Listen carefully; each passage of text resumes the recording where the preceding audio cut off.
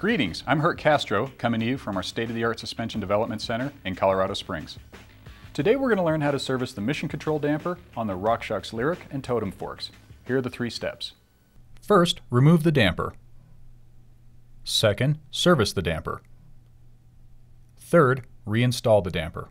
Unless you've done this many times before, we sure do recommend that you check out these SHOX product manuals, which are on the SRAM website as PDFs. Please print these out and read through them before you put your bike in the stand. Okay, enough preliminaries, let's get down to business.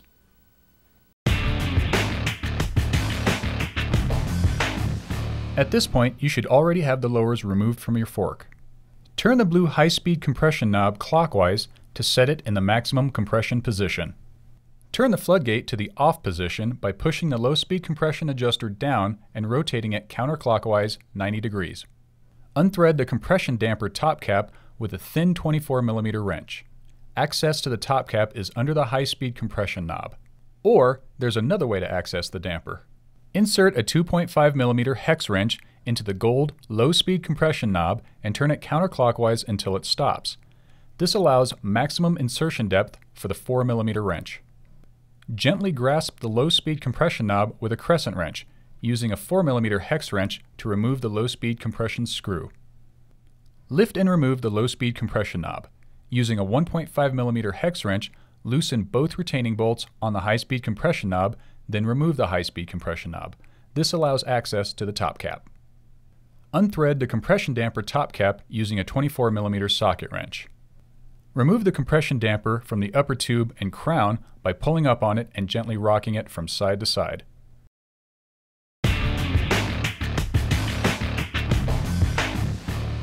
Inspect the glide ring on the compression damper piston assembly.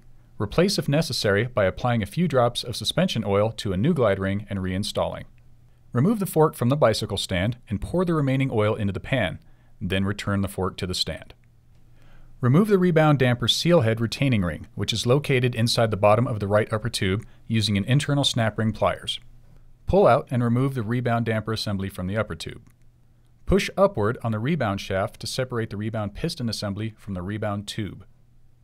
Spray the Rebound damper shaft with isopropyl alcohol and clean it with a rag. Inspect the surface of the Rebound shaft. If there is noticeable damage, you'll need to replace the shaft assembly. Remove the inner and outer O-rings from the Rebound seal head.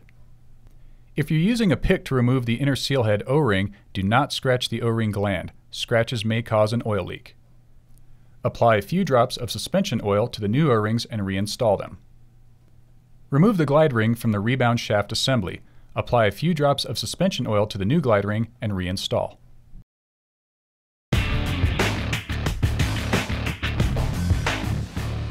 Install the Rebound shaft assembly into the Rebound tube.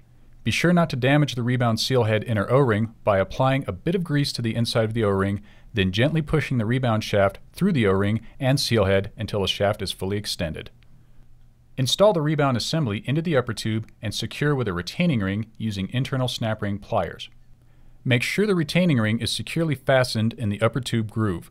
You can check this by using the snap ring pliers to rotate the retaining ring in the groove back and forth a few degrees. If it rotates easily, it's in. Measure and pour 5-weight suspension oil into the upper tube through the crown using 112 milliliters for the Lyric and 137 milliliters for the Totem. Correct oil volume is critical. Too much oil reduces available travel, which can lead to fork damage from the compression bottom out. Too little oil decreases damping performance. Double check the floodgate to ensure it is in the off position. Install the mission control damper assembly into the upper tube through the crown. Hand thread the compression damper top cap into the upper tube. Use a thin 24mm socket wrench and tighten the top cap. Or, if you use the second technique for step 1 disassembly, double check the floodgate to ensure it is in the off position. Insert the mission control damper assembly into the upper tube through the crown. Hand thread the compression damper top cap into the upper tube. Use a 24mm socket wrench and tighten the top cap to 60 inch-pounds. Install the high-speed compression knob using a 1.5mm hex wrench to tighten the screws. Install the low-speed compression knob by gently grasping the knob with a crescent wrench. Use a 4mm hex wrench to tighten the screw. At this point, you can check the lockout, low-speed compression damping, and rebound damping to make sure you followed all the procedures correctly. Okay, you've serviced the Mission Control damper. Good job.